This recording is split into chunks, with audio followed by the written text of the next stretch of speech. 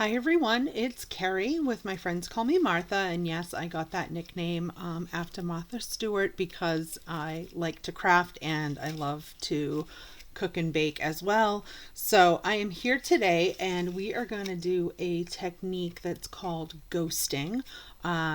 Where Halloween is tomorrow, I thought this was perfect timing. I was at a virtual retreat this weekend, and this was one of the techniques that we learned. So I am using it to create a Christmas card, not exactly a Halloween card, but I hope that you guys will enjoy it.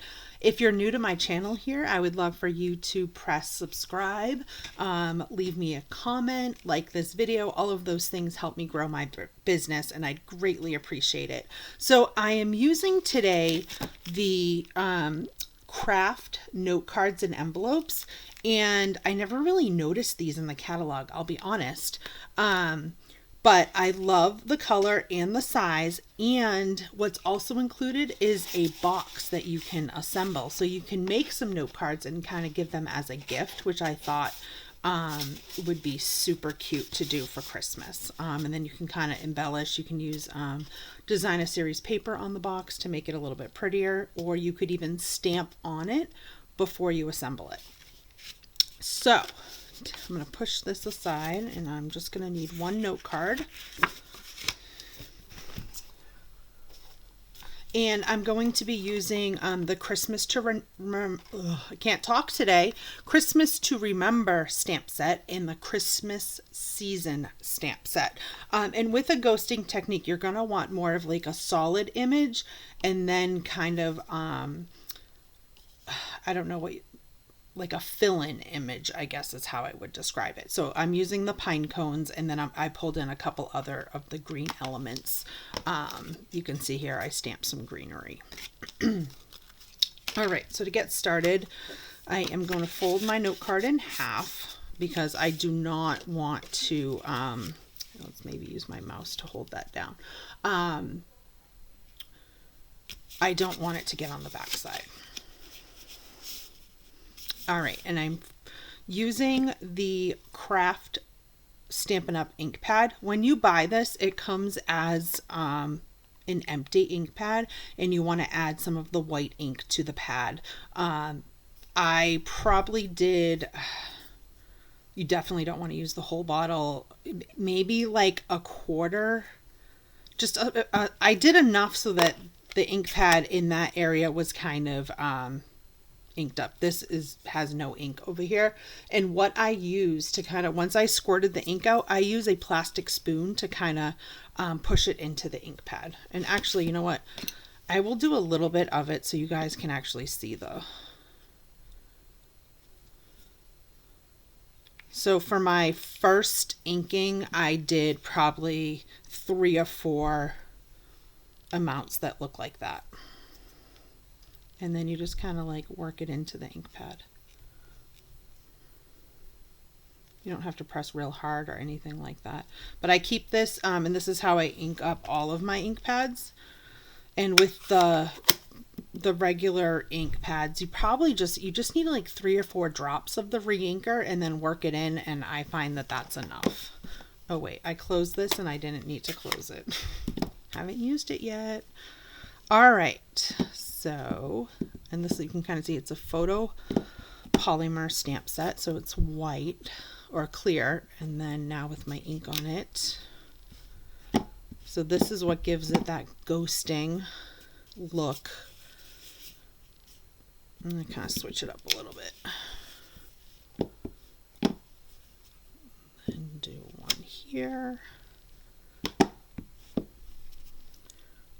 Have another one over here. It really is kind of like sticky, if you will.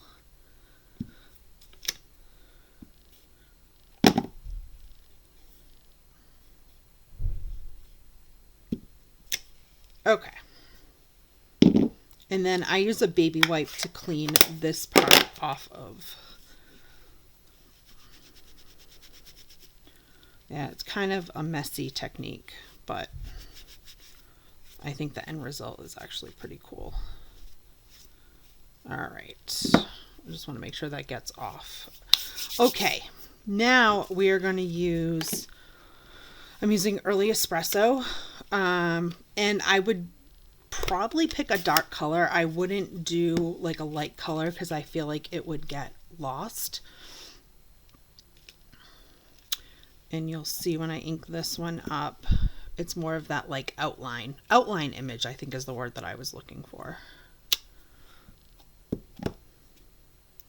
And then I'm kind of, I mean, I'm not trying to, it's not like a perfect matchup, which makes it very easy. So if you're like OCD and a perfectionist, you might struggle with this a little bit. Okay, and then while I have my brown espresso ink open, I'm going to stamp my sentiment.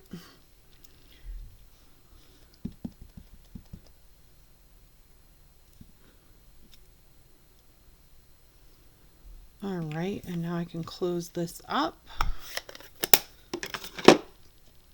And then I'm going to use Garden Green for these like branch pieces.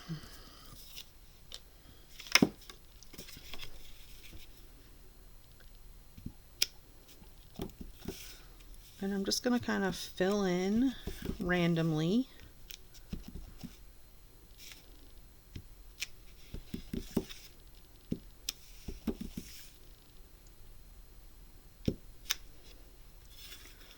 And I'll do one more over here. Look at me, I'm already covered in ink. And then on this one I used Evening Evergreen, and I felt like it was just so dark, so I took out Shaded Spruce. It's kind of dark, so I might stamp off once and then stamp onto the card. Yeah, I like that better.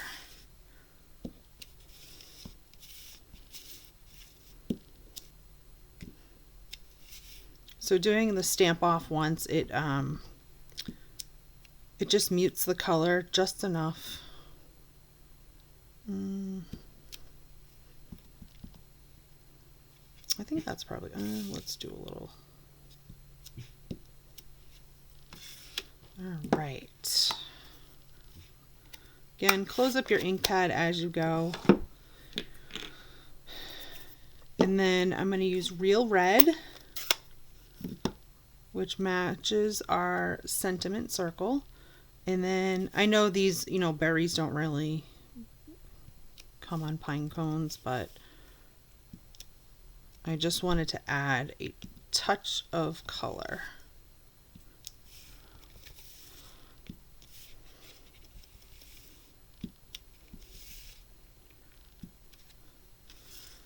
All right, so then we kind of have a perfect spot for our sentiment.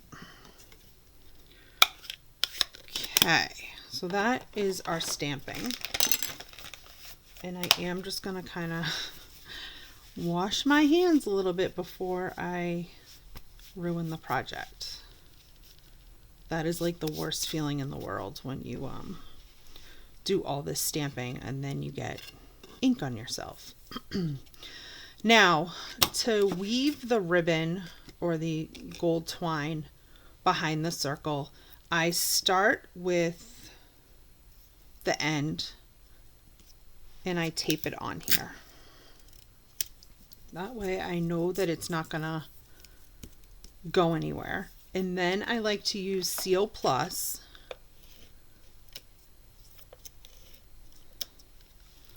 And again, remember, nobody's going to be looking at the back of the card.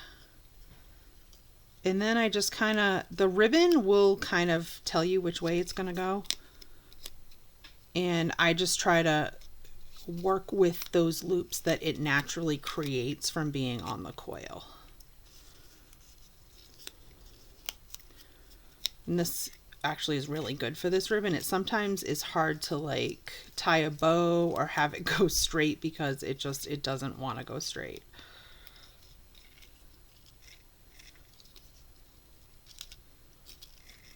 It does kind of pain me a little bit because I see like how much ribbon I'm really wasting, but it's okay every once in a while. All right, so that looks like it's probably got, well, maybe we'll do one more loop over here.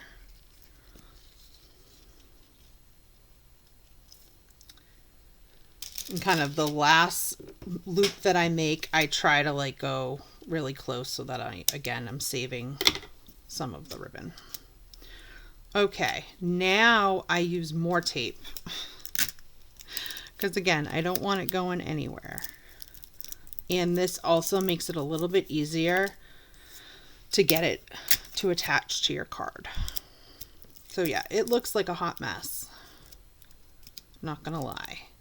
And then I use dimensionals, and I try to put them like where there's like flat openings.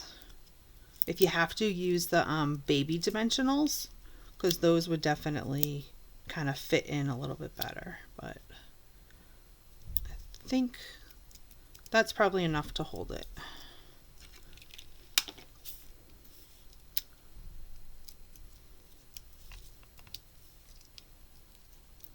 Then you want to just take the backs off of your dimensionals.